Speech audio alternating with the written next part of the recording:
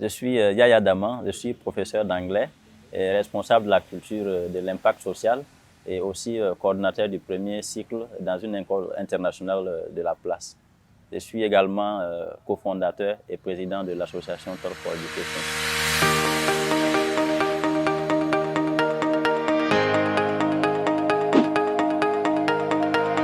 Donc, en termes de conseils, surtout pour quelqu'un qui veut faire l'anglais, et surtout en tant que, comment on appelle, c'est-à-dire, surtout pour le monde professionnel, je lui donnerais des conseils allant dans le sens où l'anglais est important, mais si la personne peut en fait faire une autre filière, en plus de l'anglais, c'est-à-dire après la licence, l'anglais peut te permettre de faire des filières en communication, en journalisme, en gestion des projets.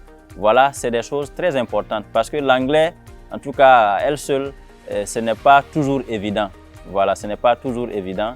Donc, je conseille surtout d'essayer de voir, d'être ambitieux.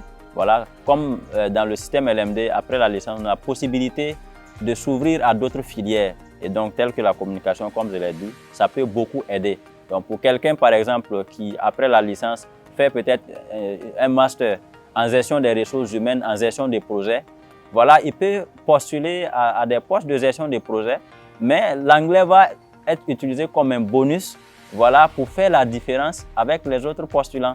Et donc, aujourd'hui, tous ceux qui sont dans les organisations internationales, que ce soit les ONG ou les organisations non gouvernementales, savent que peu importe le poste que tu occupes, si jamais tu as un background en anglais, tu vas avoir plusieurs opportunités. Et donc, je conseille surtout, en tout cas surtout de nos jours, voilà, de ne pas seulement se contenter, se limiter à l'anglais seulement comme une filière d'études, mais essayer de voir voilà, si la personne a la possibilité de s'inscrire pour faire des masters dans d'autres domaines. Ça peut beaucoup aider et ça peut même faciliter en tout cas la recherche d'autres emplois.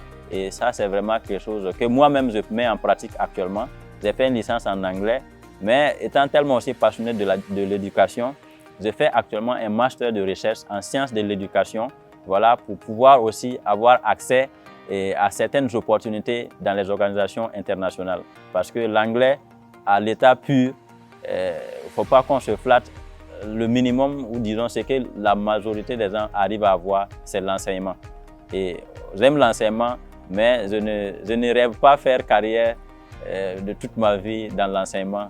Et je souhaite me retrouver dans d'autres domaines comme la diplomatie, les relations internationales, voilà, et travailler pour des organisations non gouvernementales.